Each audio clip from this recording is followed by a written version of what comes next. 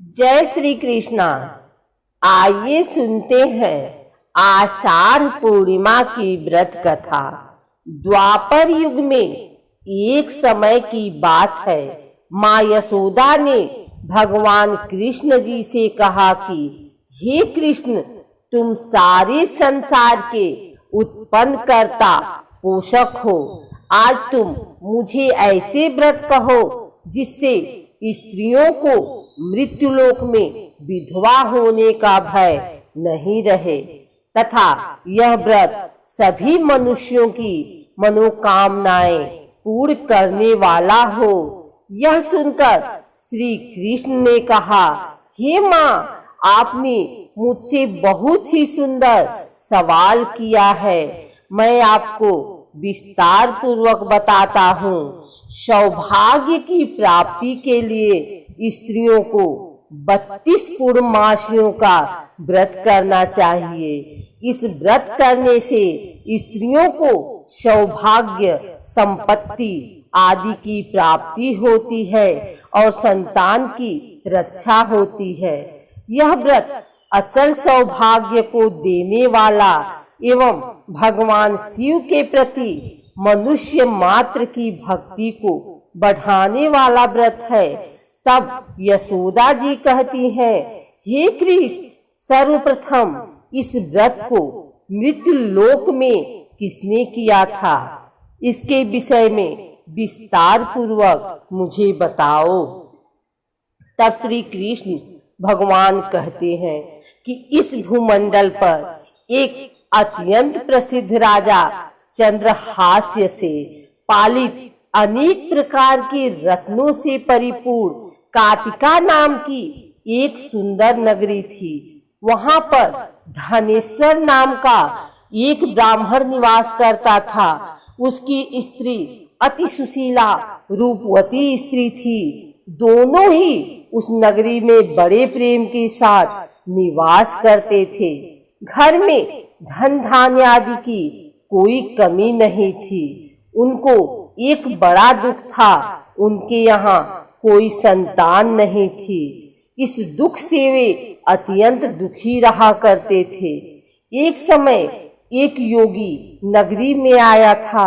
वह योगी उस ब्राह्मण के घर को छोड़ करके सभी के घर से भिक्षा लाकर भोजन किया करता था। रूपवती से वह भिक्षा नहीं लेता था। उस युग में रूपवती से भिक्षा न लेकर के और अन्य दूसरे घर से भिक्षा लेकर के भिक्षा के अन्न को गंगा के किनारे जाकर के बड़े प्रेम से खा रहा था। तभी धनेश्वर ने योगी को ऐसा करते हुए देख लिया था। अपनी भिक्षा के अनादर से दुखी होकर के धनेश्वर योगी से कहता है कि हे महात्मन, आप सभी घरों से भिक्षा लेते हैं, लेकिन मेरे घर की भिक्षा कभी नहीं लेते हो, इसका क्या कारण है? तब योगी ने कहा कि मैं निसंतान के घर की भीख पतितों के अन्न के समान हो जाती है, और जो पतितों का अन्न खाता है वह भी पतित यानी पापी हो जाता है।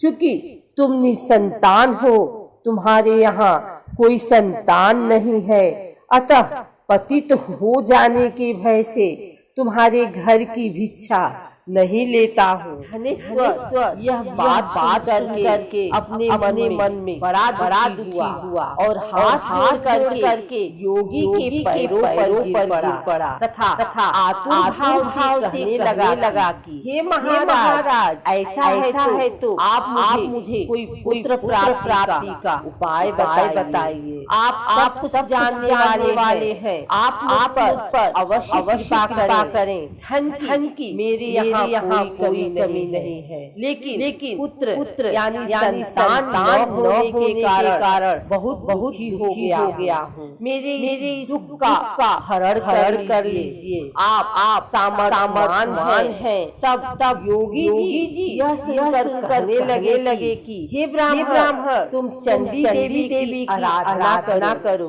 तब ब्राह्मण आकर अपनी पत्नी को पूरी वृत्तांत कहकर स्वयं में चला गया। वहाँ पर उसने चंडी की उपासना की और उपवास किया। चंडी ने 16वें दिन उसको स्वप्न में दर्शन दिया और कहा हे धनेश्वर, जा तेरे यहाँ पुत्र होगा। लेकिन उसकी 16 वर्ष आयु में मृत्यु हो जाएगी। यदि तुम दोनों स्त्री पुरुष 32 पूर्णमासियों का व्रत श्रद्धा पूर्वक और विधि पूर्वक करोगे तो वह दीर्घ आयु हो जाएगा। जितनी तुम्हारी सामर्थ हो उतने आटे के बनाकर शिव जी की पूजा करना। लेकिन पूर्णमासी को 32 हो जाना चाहिए। और प्रातः काल इस स्थान के समीप एक आम का दिखाई देगा।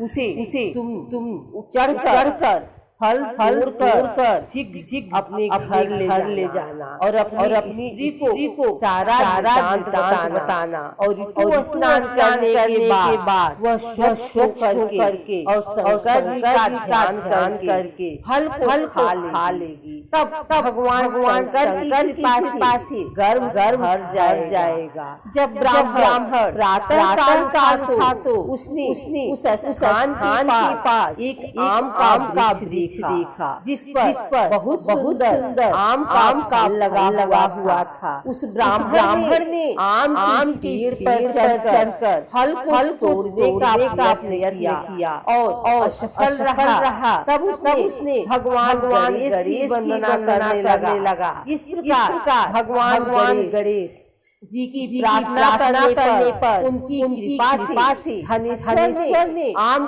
का तोड़ लिया और अपनी स्त्री को ला कर दिया। धनेश्वर की स्त्री कहे अनुसार फल खा लिया और वह गर्भवती हो गई। देवी जी की असीम कृपा से एक पुत्र की प्राप्ति हुई थी। उन्होंने उसका नाम देवीदास रखा।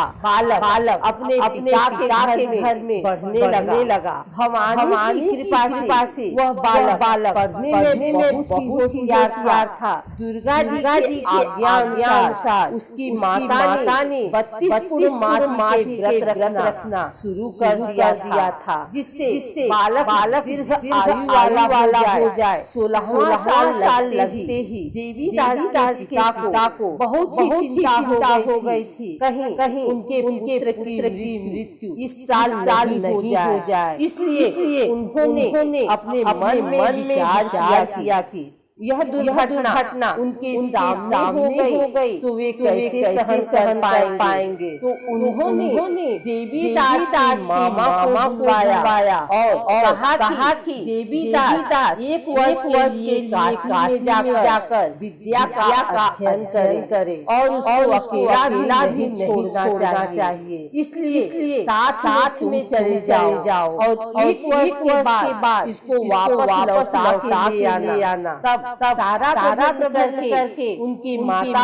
पिता ने देवी दास को एक घोड़े पर बैठाकर उसके मामा के साथ ही भेज दिया। किंतु ये बात उसके मामा या और किसी को पता नहीं थी। धनेश्वर ने अपनी पत्नी के साथ माता भगवती के सामने मंगल कामना एवं दीर्घ आयु के लिए भगवती की आराधना पूर्णमासियों का करना आरंभ कर दिया। इस प्रकार उन्होंने 32 पूर्णमासियों का पूरा किया। एक दिन मामा और भांजा रात आने के लिए एक गांव में ठहरे थे। वहाँ पर एक ब्राह्मण की सुंदर लड़की का विवाह होने वाला था। जहाँ बारात रुकी थी वहाँ पर ही देवी दास और उनके मामा ठहरे हुए थे। इसके बाद लड़की ने देवी दास विवाह को अपना मान लेती है और उससे ही विवाह करने के लिए कहती है। लेकिन देवी दास ने अपनी आयु के बारे में बताया।